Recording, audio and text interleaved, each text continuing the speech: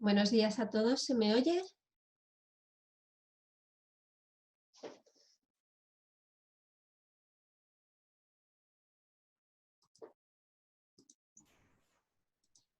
Vamos a ver si conseguimos. Genial, gracias. Tengo localizado a Quique Garza por aquí.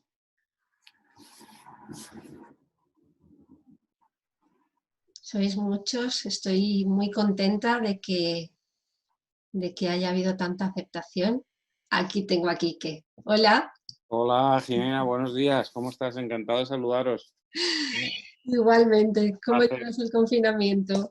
Pues mira, lo llevamos con resignación y con estoicismo, ¿no?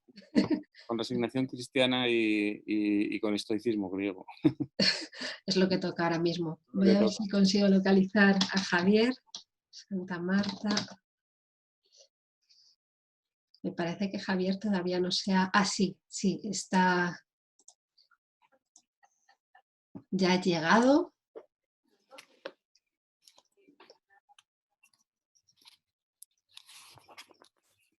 Bueno, he de decir que es la primera vez que hago una reunión con tanta gente, así que vamos a ver la tecnología cómo se porta, que para este tipo de situaciones pues merece la pena. Yo no soy partidaria de la tecnología en muchas ocasiones, no tengo ni siquiera libro digital, soy de libro en papel, pero hay que reinventarse y hay que utilizar todo. Hola, Javier. Bueno, ¿Cómo estamos? algún día llegarán las altas tecnologías Y entonces yo al ya sector, me ¿no? quedaría en casa, nunca mejor dicho. Eso con un poco de paciencia y un buen gobierno llega seguro. Madre mía, vamos, de gobiernos no vamos a hablar hoy. Hoy vamos a hablar, Enrique, Quique y Javier Santa Marta. Vamos a hablar de este libro. No sé si ustedes han tenido la oportunidad de leerlo, si no, si lo conocen. La verdad es que me he permitido el lujo de silenciarles a todos, pero bueno, creo que ustedes mismos pueden habilitar el micrófono en cualquier momento, si tienen cualquier duda o lo que sea. De todas formas, estaré pendiente del chat por si va surgiendo alguna cuestión. ¿No lo tenéis habilitado? A ver. De todas maneras, si se da, aparte de que es mucho mejor ver la vista, si se quiere, también por mosaico, que es arriba a la derecha, que hay una especie como de tecladito y ahí se ven todas las pantallas. Si alguien abajo pincha en participantes, hay un abajo a la derecha, verá que aparece levantar la mano. Entonces levanta uno la mano y aparecerá una mano, como aparece ahora mismo en mi perfil, que se levanta la mano y es una manera también de poder llamar la atención para poder entrar, pues se puede levantar y bajar la mano, como he hecho. Te veo muy experto en este tema, Javier. Comprende que todos nos hemos tenido que reinventar, como tú mismo has dicho. O sea, estuve haciendo además incluso un vermú literario con los oyentes, o sea, con los lectores, perdón, que ya son casi oyentes, como también vengo de la radio, y al final digo, no nos toca otra. Es lo que toca, efectivamente. Oye, muchas gracias por estar aquí. Me han dicho que tenías algunas ocupaciones. Tenía Y radio, tenías pero radio. mañana lo que pasa es que me va a tocar estar a 2 horas y entonces mañana los oyentes van a estar más hartos de mí. Bueno, no pasa nada Voy a porque hacer propaganda de su programa, estará con Luis del Pino mañana por la mañana en el radio. Y luego totalmente. Pero no posteriormente pasa nada porque en ningún momento se cansan los oyentes de ti, ¿eh? Eres bueno, muy, muy ameno. Te seguimos en redes sociales y la verdad es que yo creo que no va a dar esa sensación, sino todo lo contrario. Es un gusto escucharte hablar y produces mucha vitalidad, transmites mucha energía, así que nada, no se van a cansar en ningún momento. Bueno, yo creo que más o menos estamos todos, hemos llegado a 25 asistentes, con lo cual es un orgullo de verdad realizar esta presentación de El umbral de la vida. Ya sabéis que es una novela de Enrique Garza-Grau. Bueno, para quien no le conozca, que seguro que le conocéis todos, evidentemente, pero para quien no le conozca, vamos a leer su currículo. Es abogado, doctor en Humanidades y Ciencias Sociales. Su afición a la escritura le viene de niño. Es algo innato en él que se adivina fácil de leer por su naturalidad a la hora de narrar sentimientos, ámbitos históricos o situaciones cotidianas. Por distintas razones ha escrito artículos en periódicos de máxima difusión nacional. Hablamos de ABC o El Mundo. Es columnista del periódico en papel Capital Noreste. El autor nace en El Escorial y vive en su localidad vecina, San Lorenzo del Escorial. Su vida ha estado dedicada al estudio del derecho. En estos últimos años está participando en la docencia universitaria. Siempre ha estado inmerso en la narrativa como medio de búsqueda y huida de un mundo cada vez más materialista y superficial. Su primera novela fue Historia de un legajo, cuya primera edición se agotó el año en que vio la luz, y narra 2 vidas e historias de amor paralelas. Las de General Sanjurjo y su esposa María Prieto Taberner, marqueses de Rif, vista en los momentos previos a la Guerra Civil Española. El umbral de una vida, que es la novela que presentamos hoy, trata de una profunda y magnética novela que consigue convertir el terror en múltiples historias de amor y esperanza, sacando lo mejor y lo peor del ser humano. Vamos a ir por partes, Quique. Yo lo primero que querría saber, antes que nada, es cómo se forja esta novela, cuál es el germen, dónde nace la idea. Creo que una novela siempre la llevas dentro. O sea, las novelas, tú das forma con unas determinadas contingencias reales, algo que tú llevas dentro y has de sacarlo, ¿no? Y ese algo que tú llevas dentro es, digamos, lo que ellos llamaban el arte de vivir, ¿no? Es la forma, las cuestiones profundas del ser humano, ¿no? Que las quieres manifestar en un escenario u otro, ¿no? ¿Os acordáis de Luigi Pirandello con 6 personajes en busca de autor? Pues un poco es eso. ¿Esto se forja de qué manera? Pues se forja por una casualidad en la vida. Conocí a una persona cuyas hijas y su madre habían estado, hicieron un crucero al Museo del Bardo, un crucero por el Mediterráneo, que una de las paradas fundamentales era en Túnez, en el Museo del Bardo, y allí se encontraron con el terrible atentado islamista, ¿no? Que pues trajo como consecuencia pues, la muerte de 30 personas y bueno, pues luego tuve la oportunidad de irme con ellos a Italia, convivir con esta familia, convivir con distintas familias en Italia, conocer su forma de sentir, de pensar, pues pasar muchos ratos juntos y ir forjando personajes, parte de la vida real, partes reales, partes ficción, y la filosofía de vivir del pueblo italiano. Estudié un poco a la persona, como, digamos, ya hablaremos de ella, ¿no? Estudié un poco a la persona y a partir de ahí pues empecé a hacer las pinceladas necesarias para crear esta novela. Muy bien. Javier, tú eres el prologuista de la novela. Yo soy el prologuista, sí, pero... No te voy a preguntar si te ha gustado o no, porque... No, pero yo lo cuento en el prólogo. Primero, que es un prólogo innecesario, y segundo, que lo hago básicamente para que el autor me invite a un cocido en el Charolés. O sea, se lo debo, por cierto. Claro, o sea, porque es que, claro, diciendo, el prólogo dice, por un lado, la gente a quien quiere leer es al autor, que es lo suyo, que eso es para lo que uno se ha comprado el libro. Luego, con lo cual, entonces, aparece un pesado, que suele ser alguien así, pues eso, pues un amigo, que claro, si es un amigo, pues ¿qué vas a decir? Dice, vaya castaña de novela, macho, pero esto cómo se te ocurre escribirlo, o sea, pero esto te lo han publicado de verdad, pero ¿qué pasa? Que, no sé, Jimena y tú lleváis algo así a medias, porque esto verdaderamente, cualquier editorial seria no lo haría, y además, para colmo, ¿cómo me puedes contar esto de una familia que al final se mueren todos al final? Perdón, no, que casi no tiene... No cuentes. No cuentes.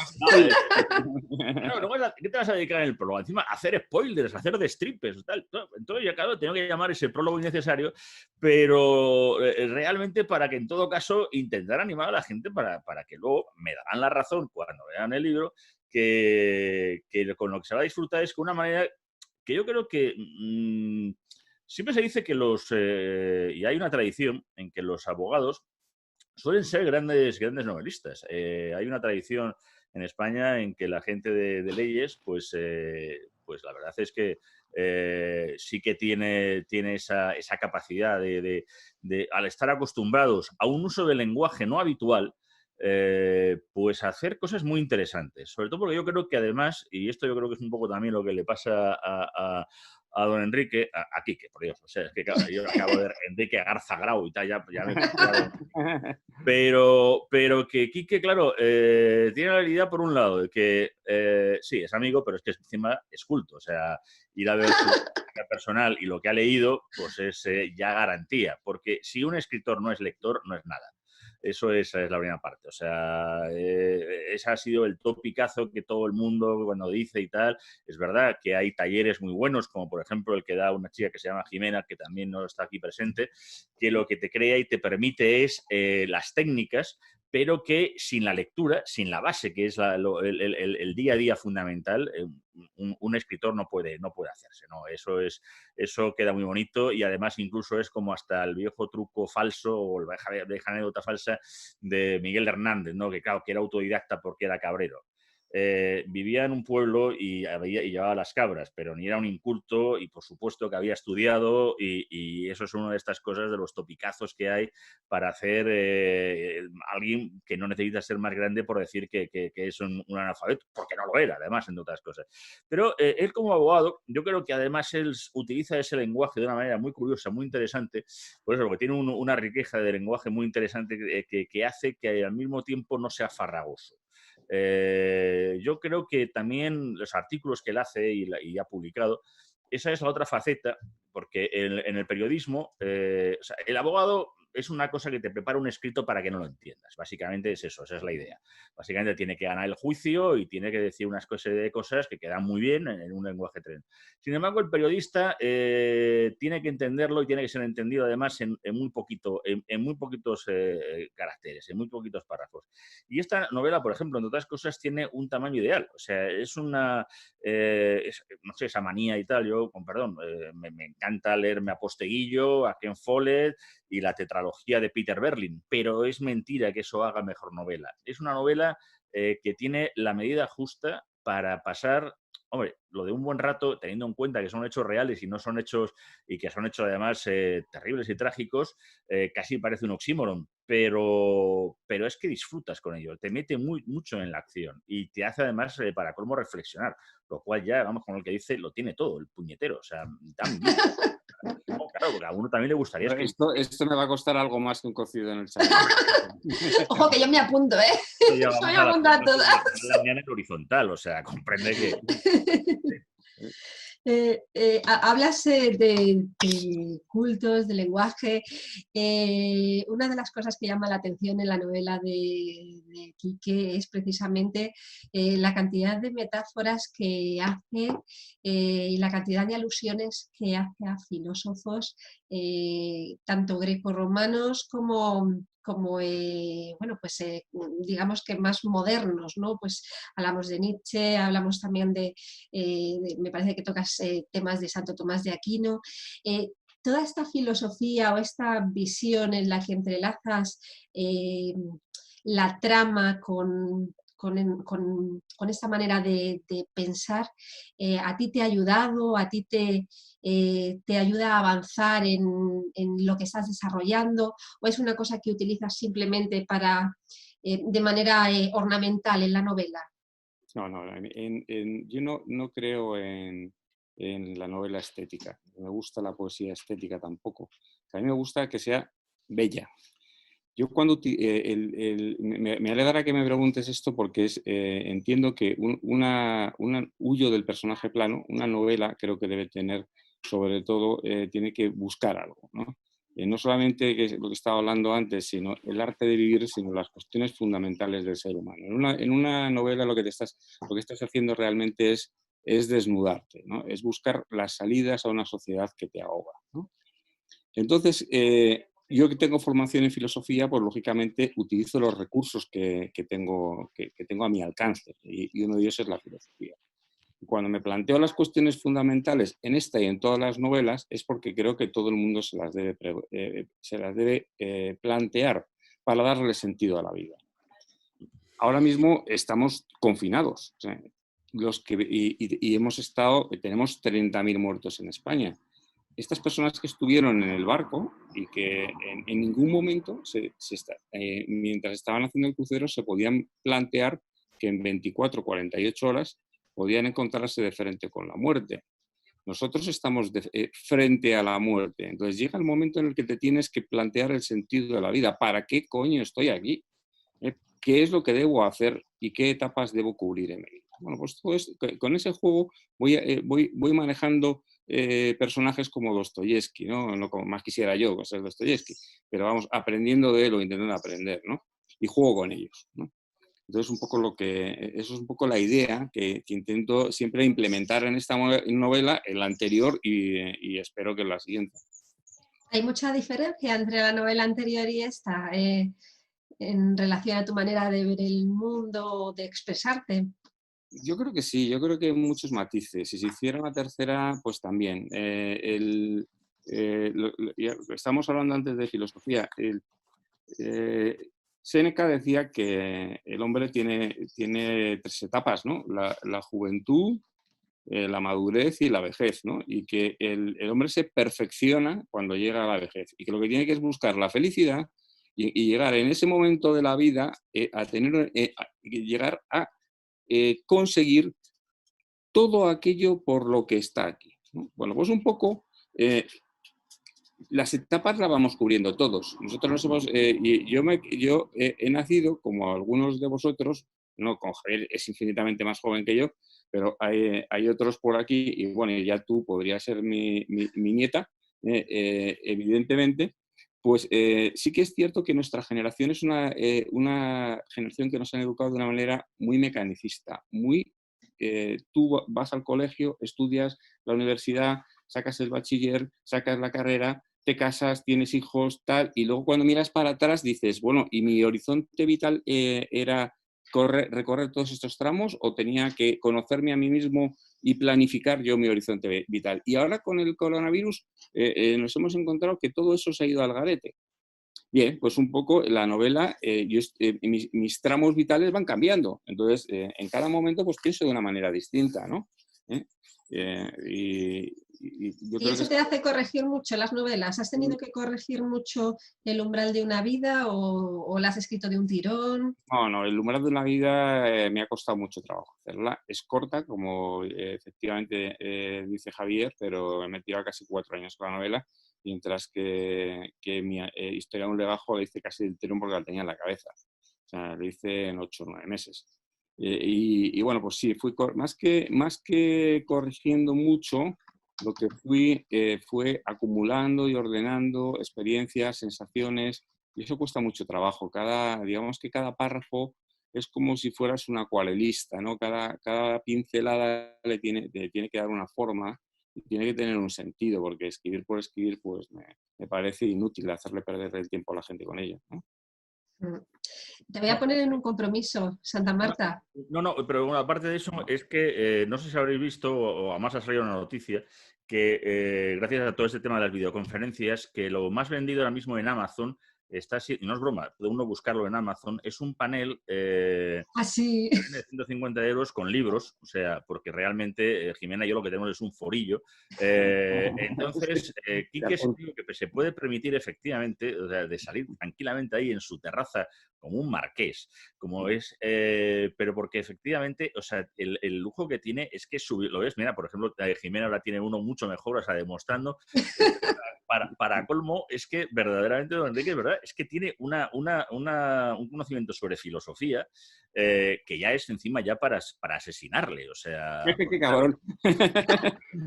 Todo el mundo, o sea, nosotros, a los que jugamos un poco a ser divulgadores, hacemos esa cosa de, ya decía Nietzsche que Dios ha muerto, pero no sabemos luego imitarlo en el contexto, porque Nietzsche decía luego muchas más cosas, porque claro, nadie se ha leído a Nietzsche. Él se ha leído a Nietzsche, es un enfermo. Pero en fin, ponme en compromiso. Bueno, yo lo que quiero saber, Santa Marta, es la parte que menos te ha gustado del libro. Hombre, es que eso no es ponerme en compromiso, es que eso es como una película. O sea, cuando uno va leyendo, es como cuando estás en una película, hay momentos dados en que no te está cuadrando las cosas o estás en una situación en la que estás incómodo. La gracia está en que, claro, las películas hay que verlas hasta el final. Y los libros también. Hombre, vamos a ver, si es un peñazo, por Dios, la gente se puede salir del cine tranquilamente y dejar el libro a la mitad, eso por supuesto. Pero muchas veces nos lleva la lleva la sorpresa.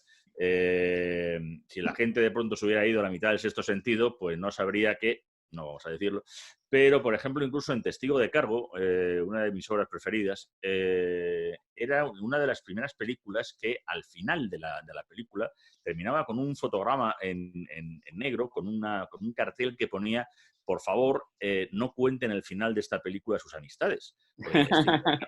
Es una película que luego la vuelves a ver 1000 veces sabiendo lo que va a pasar, porque ya estás disfrutando con Pero luego, perdona que te corte, ese mismo reclamo lo han utilizado luego posteriormente en muchas películas, como en Las dos caras de la verdad. Luego lo de no cuenten el final, que ya entonces cuando te dicen no cuenten el final te estás esperando un giro narrativo impresionante, pero bueno. Claro, pero aquí se contaba o sea, se contaba realmente una vez que habías visto la película.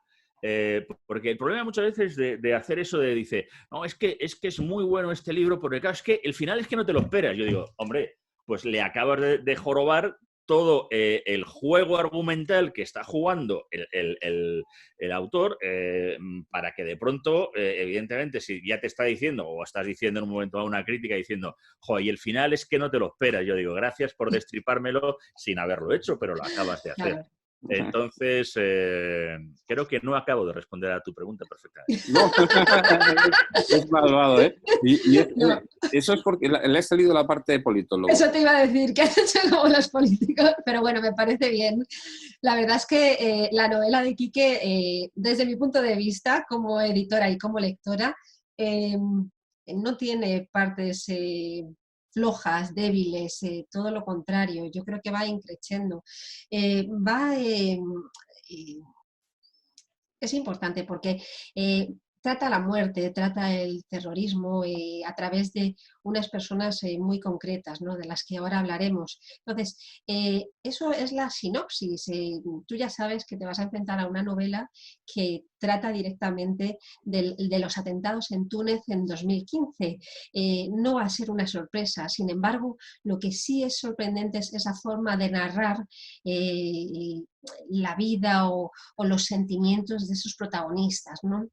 Entonces, en ningún momento defrauda, sino todo lo contrario. Tú ya sabes lo que vas a leer, sabes lo que te vas a encontrar. No va a ser ninguna sorpresa final el que de repente haya una bomba o haya un atentado y mueran un montón de personas. Eso ya se sabe. Yo quería saber, Quique, bueno, la protagonista, uno de los protagonistas es Rosalba Pedrón, que además tuvimos la suerte de que estuviera en la primera presentación con nosotros. ¿Cómo ha sido tu relación con ella? Si ella te ha aportado mucha información, si te has documentado sobre cosas que ella no te ha contado. Vamos a ver, yo con Rosalba, es una señora que tiene... Bueno, la edad de la señora no se dice nunca, Mónico. Un caballero es un caballero, ¿no? La señora pues ya está jubilada y se fue precisamente a hacer este crucero con sus nietas para celebrar su jubilación junto con su hermana mayor, ¿no? Yo me fui a Italia, me pareció absolutamente encantadora, tuvisteis la suerte de conocerla, y todo el perfil de Rosalba es un perfil que fui extrayendo conociendo Italia con ella. Viajé por Italia con ella estuve en Latina, Sorrento, estuvimos en Pompeya, nos recorrimos prácticamente, estuve en un entierro bastante barroco en el interior de Italia, cerca de, ¿cómo se llama el pueblo aquel? La cordillera donde los aliados entraron y tuvieron la famosa batalla italiana bueno, ya os lo digo. Y en fin, la verdad... Anzio. No, que está el cementerio americano, además, allí, que hay un cementerio americano gigantesco. Bueno, en fin, ya os lo contaré, pero estuve viviendo con ella situaciones hasta la muerte de una tía suya. En fin, viví todo tipo, nos reímos, estuvimos en la ópera... Entonces, me dio tiempo a conocerla muy bien y vino varias veces a España, con lo cual forjamos una enorme amistad. El personaje de persona es muy fiel, en su presentación, en su forma de pensar, en lo que dice, y en lo que cuenta y en la personalidad que explica. O sea, es muy real. Bueno, sí quería preguntarte, aprovechando la situación de nuestros hermanos italianos, ¿sabes algo de la familia Pedrón? ¿Cómo Sí, he se...? hablado, ayer hablé con ellos y están todos bien, gracias a Dios. Y como son ellos, es decir, muy alegres, muy extrovertidos y, bueno, pues tomándose muy a la italiana, las cosas, mirando siempre el lado bueno de las cosas, ¿no? Ellos además están en una posición también social y económica que les permite, y en un entorno natural espectacular donde viven, ¿eh? Y bueno, pues tienen esa suerte y dentro de lo malo pues están francamente bien. Bueno, pues nos alegramos mucho. Oye, Quique, ¿cuál ha sido la escena que más te ha costado narrar? Bueno, a mí me ha costado narrar quizá la violación que, bueno, no voy a contarla, ¿eh? Hay un momento de la novela en el que expongo una situación francamente dura, y esa es la que más me ha costado narrar, sin ninguna duda, ¿eh? Es una especie de fotografía, denuncia, ¿no?, de lo que es el islamismo y lo que implica el islamismo y el sufrimiento que la mujer tiene bajo esa filosofía doctrina de religión. Santa Marta, ¿se le ve el alter ego a Quique en el libro? ¿Descubrimos a Quique en el libro o es un escritor absolutamente independiente a los personajes? Hombre, es muy difícil sustraerte a poner parte de ti, de tu personaje, en cualquier cosa que escribas. O sea, ya casi incluso yo veo más aquí que en su primera obra que en esta segunda. En esta segunda creo que ha madurado más como escritor, o sea, dentro de que todos lo hacemos, o sea, y eso no quiere decir que a lo mejor la tercera, como le ha pasado, por ejemplo, a autores conocidos, que de pronto te encanta y te encantan obras maravillosas, y sin embargo, Zafón, pues ha habido algunas que es para matarle.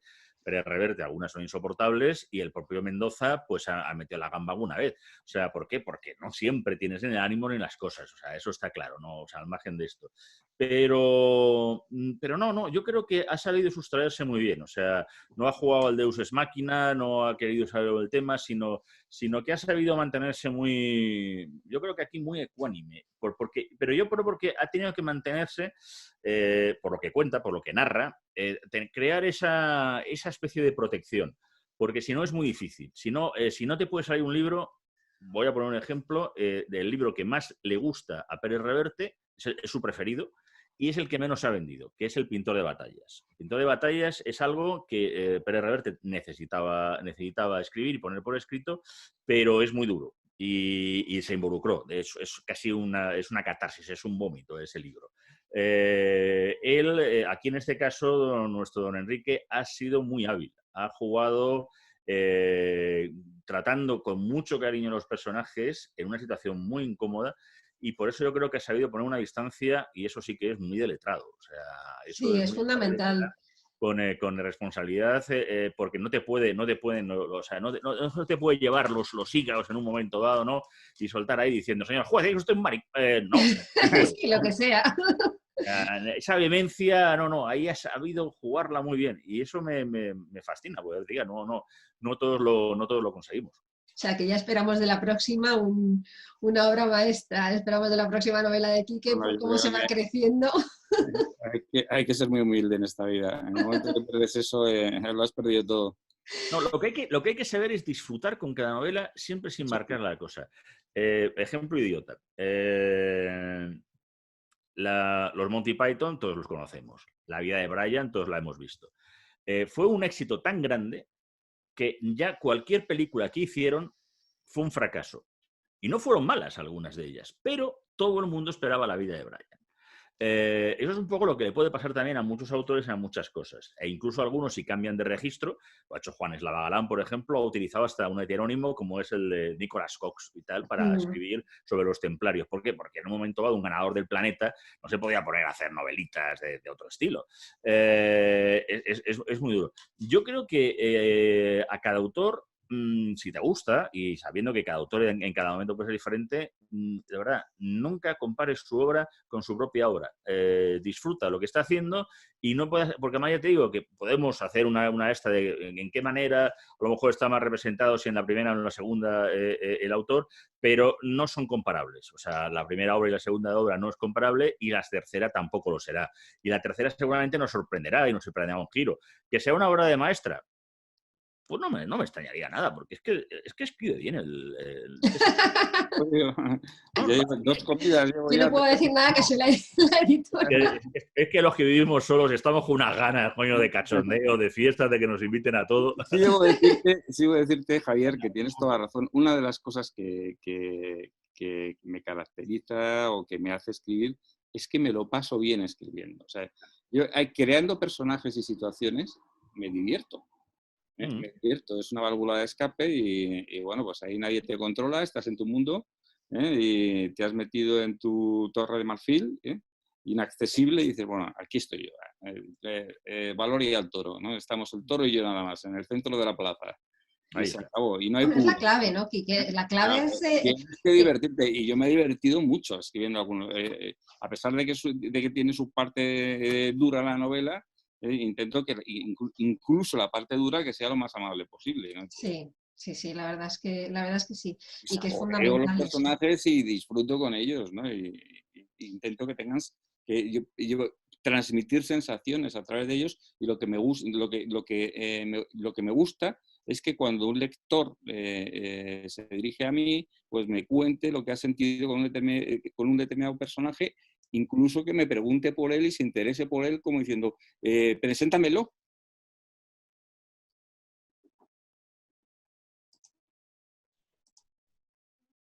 Perdón, que he tocado un botón.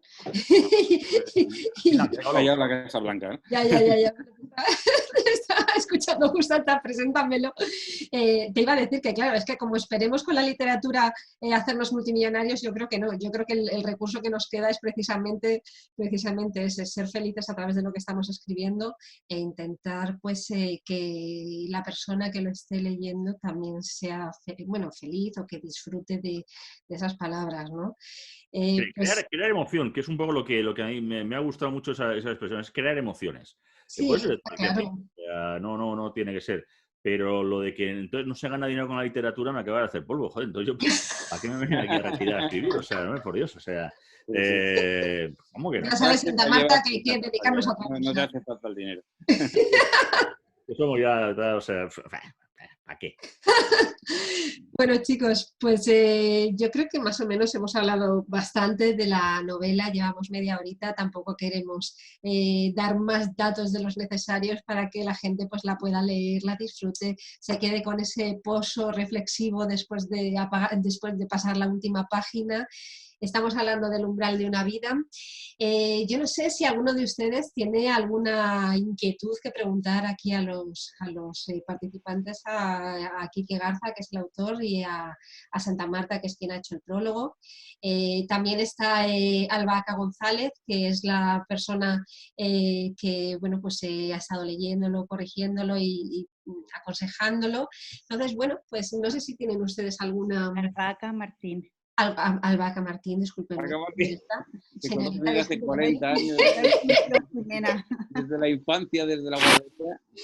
Mira, la pregunta del alter ego iba con segundas, porque yo en mi primera novela, evidentemente era la primera, pues dejó muy desnuda a Jimena Tierra, en el sentido metafórico de la novela. Y entonces Albahaca, que me conoce de toda la vida, dice, pero madre mía, si es que te estoy viendo constantemente aquí. Entonces, por eso os lo he preguntado a vosotros, ¿no? Pues para saber, como Santa Marta es, digamos, que te conoce más que nosotras desde hace más tiempo, pues para ver si en algún momento se veía ese Quique, ¿no? En las letras y en los personajes. Pero es que la historia es muy diferente, porque en el umbral de una vida, Quique lo que quiere es retratar los personajes, las personas que iban en ese barco, que iban en ese crucero, que además lo hacen muy bien, porque en el umbral de una vida no solamente la trama te mantiene en vilo todo el tiempo, consigue haciéndolo, aunque todos sabemos ese final No, que cada uno de los personajes psicológicamente están muy bien construidos. Muy bien, yo se lo dije a Quique. Creo que te quedas con ganas inclusive de saber más de esos personajes. Es decir, podríamos hacer algo como el antes, ¿no? Una novela del antes de algunos de los personajes porque son muy interesantes. Bueno, Y luego, algo que también yo lo hablé con Quique, hay párrafos verdaderamente bellos, escritos, donde utiliza muchos símiles. Algo ha dicho algo de esto Santa Marta, y es verdad que creo que en este caso se ve a un escritor que sabe manejar los recursos narrativos. Y es que si no, no es un escritor. Es decir, yo creo que Quique podría escribir inclusive poemas, porque creo que a la hora de escribir ciertos párrafos esa la belleza y eso como lectora se agradece, porque no solamente tenemos una trama que a mí me está manteniendo en vilo, sino que estoy saboreando ciertos párrafos porque son realmente bellos y además me está instruyendo porque me está contando algo que sí pasó y que en muchos casos para algunos de nosotros era totalmente desconocido. Entonces, bueno, yo creo que al ser efectivamente, al ceñirnos en algo que ha pasado, Quique en este caso mantiene la distancia, creo que lo hace muy inteligentemente, como ha dicho Santa Marta, pero en tu caso particular, cuando escribes Equinoccio, es algo que a ti te apetecía escribir, escribes de sectas, que es de algo que tú siempre te han inquietado, te ha gustado. Encima hablamos de un estudiante de Derecho, entonces, bueno, lo planteas de una manera claramente lo más probable que se te pueda ver a ti, pero si estamos hablando de unos personajes que han existido, de una trama, en cierto modo, aunque al final la novela es una novela, no es todo real, porque mete ficción, pero lógicamente es mucho más complicado. Y además creo que hace bien en mantener esa distancia, ¿no? Bueno, Entonces, pues si ustedes quieren hacer alguna pregunta, alguna cuestión. Primero me alegro mucho que esté Albaca, que la pobre está malita, y verte aquí pues me llena de ilusión. Y lo segundo es darte las gracias por la crítica tan amable que haces de la novela. Sí que es cierto que los personajes de la novela, hay gran parte de ellos que son reales, y la vida de los terroristas no me la he inventado, o sea, la he buscado en la prensa italiana, lo he ido siguiendo, y sus nombres son reales y sus personalidades sí que las he matizado, ¿no? Porque la personalidad de cada uno la ignoro, ¿no? Pero digamos que los puntos de referencia de cada uno de ellos y el perfil de cada uno de ellos, si los buscáis en internet, los vais a encontrar, o sea que no es... Están. La prensa italiana publicó cosas sobre cada uno, y sobre cada terrorista, y bueno, pues los estuve investigando y no son fruto de la casualidad. Luego yo ya le puse la parte literaria al tema y les creé la personalidad estudiando también, pues leyéndome libros como el Corán, por ejemplo. Claro, eso es lo que yo quería decir, que en este caso particular, al ser un caso real, requirió desde luego de una documentación por tu parte importante para ceñirte lo más, digamos, exacto a estos personajes, y por otra parte ese lado de ficción que tú metes, que además yo creo que hace que la novela sea muy ágil y nos mantenga en vilo y nos interese. A mí me interesaba todo el rato saber qué había pasado con esto de hablar y no poder hacer spoilers es complicado, ¿no? Pero a mí me interesaba todo el rato saber qué había pasado con esa familia, qué la pasaba a ella. O sea, dentro de lo que era la trama principal tenemos como subtramas que son muy interesantes. Y luego Y ahí están lo dejo. Constanza y Renata, que están ahí también. Intento crear y dar vida y más vida a los personajes, ¿no? Bueno, ¿alguno de ustedes quiere Mira, participar? está hablando Joaquín y Lina, que dice a los personajes qué les pareció que su historia se novelizara. Bueno, absolutamente encantados, ya era un pacto que tenía con ellos, y ya os digo que estuve con ellos en Italia para tomar apuntes, me recorrí con ellos toda Italia y los conocí muy bien, y de hecho llegaron hasta venir a España y alquilar una casa junto a la mía y vivir 6 meses aquí. O sea que figuraros hasta qué extremo tuve contacto con los personajes, o sea, encantados, y vinieron a la presentación de la novela. Nos acompañó tanto Rosalba como Andrea Trota, que fue futbolista y es abogado en Roma, ¿no? Y estuvo con su mujer y toda la familia, los que pudieron venir, vinieron. Además estuvo también Clara Rey, que Clara fue fantástica. Fue fantástica la presentación. Luego nos canta algo Albaca, como no ha podido venir Clara. ¿No te animas, Albaca, a cantar alguna cosita? Javier, que Javier no hay que animarle mucho porque en cuanto le aprieta se nos viene arriba. Yo creo que cantar no es lo mío. Javier se nos viene arriba rápido. Yo tengo otras cualidades, pero cantar no. Jorge Bonito dice, ¿en qué sentido tu apertura al mundo condiciona tu escribir? Mi apertura al mundo condiciona. Es que Jorge Bonito es amigo mío. Es amigo mío, es un hombre, es arquitecto y filósofo, algo que parece absolutamente incompatible. Un hombre muy inteligente, a pesar de ser amigo mío.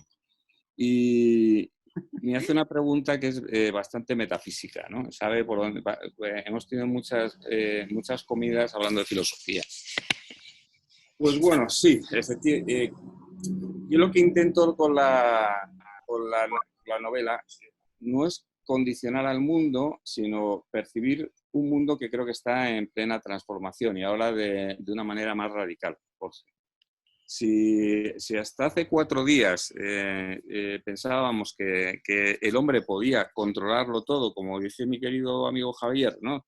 El superhombre de Nietzsche está omnipresente en la vida y teníamos un superpresidente, tuvimos a Hitler, a Stalin, a Lenin, hemos tenido dictadores de todo tipo y el superhombre ha sido el rey de la posmodernidad. Ahora nos hemos dado cuenta precisamente de la fragilidad del ser humano y yo creo que estamos pasando de la era del superhombre, vamos a pasar a la era del humanismo, en la cual nos vamos a tener que buscar la vida con las cosas sencillas.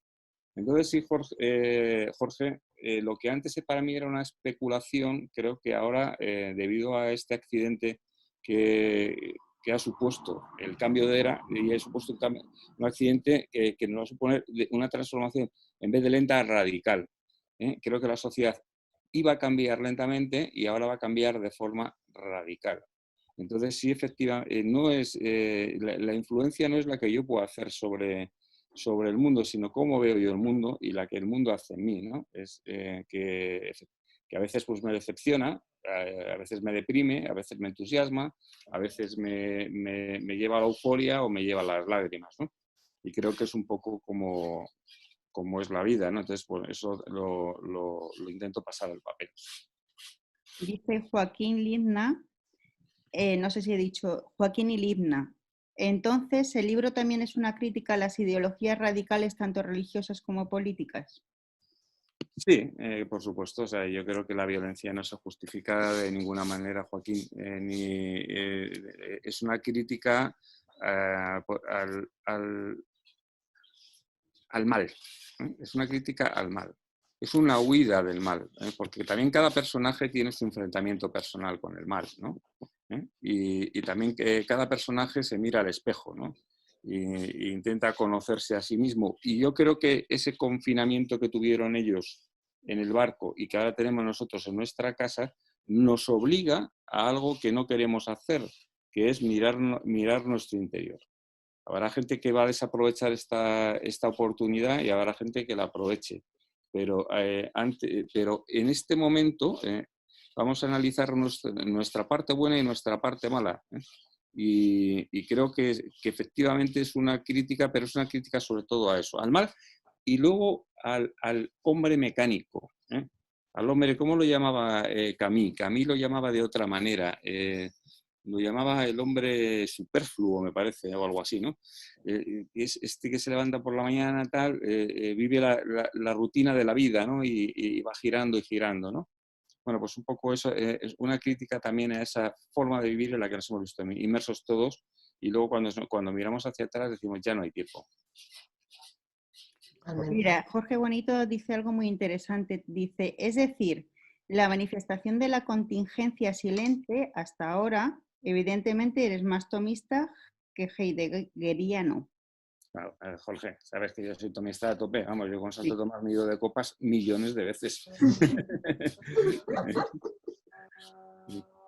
Sí, además se nota, yo creo, ¿eh? Se nota en mi forma de Se leer. nota. La verdad es que yo sí, dentro de lo que es la filosofía teología católica, me gusta mucho San Agustín y aunque parezca contradictorio, porque siempre se les contrapone a San Agustín y a Santo Tomás, y me gusta mucho Santo Tomás, quizá más Santo Tomás que San Agustín. Pero eso, con perdón, os pasa a los juristas. Santo Tomás como doctor de la Iglesia, que es, no sé por qué, pero os va mucho más. Es que el de Hipona era un poquillo, en fin. Tenía su punto golfete, ¿no? Sí, eso nos gusta más a los politólogos y tal, hacía Dios, las cosas. Claro, es que es normal, es normal. Esa era la parte divertida de Santo Tomás. Pero bueno, sí que es cierto que las confesiones de Santo Tomás, Jorge y yo tuvimos un profesor que era muy brillante y que nos decía que nadie debería morirse sin haber leído las confesiones de Santo Tomás. Y yo creo que tenía razón, ¿eh? Y creo que ese día no estaba embriagado. Siguen preguntándote, Quique, mira, dice Luis Arrant, ¿cómo viviste y cómo se prepara uno para escuchar esos momentos duros de boca de las víctimas? ¿Cómo fue una de esas jornadas con ellos en el momento de tratar las situaciones más duras para ellos? Entiendo que el estado de ánimo de esos momentos debe ser complicado. Bueno, vamos a ver, Luis. Cuando llegué a Italia, cogí un vuelo para allá y me fui a la aventura, ¿no? Con ellos, me habían invitado, pero no sabía exactamente ni cómo me iban a recibir, ni con qué me iba a encontrar, ni nada, ¿no? Iba ligeramente perdido. Lo primero que tuve fue una reunión con Rosalba en su jardín y tal, y me empezó a narrar los hechos, cómo habían acontecido digamos, con tirantez, ¿no? Y muy a la defensiva. Luego ya empezamos a convivir y cuando realmente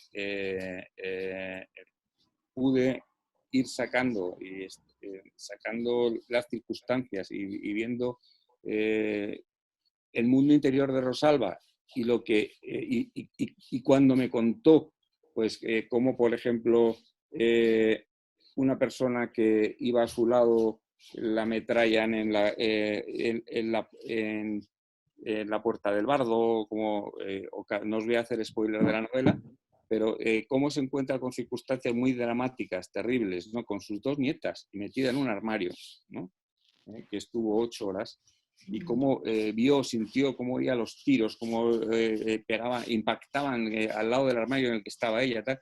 Todo esto, pues, ¿cómo me lo cuenta? Pues tomándome unos vinos en Sorrento por la noche a la 1 de la mañana. Es decir, que esas cosas cuando realmente salen, es cuando ya hay una cierta cercanía, ¿no?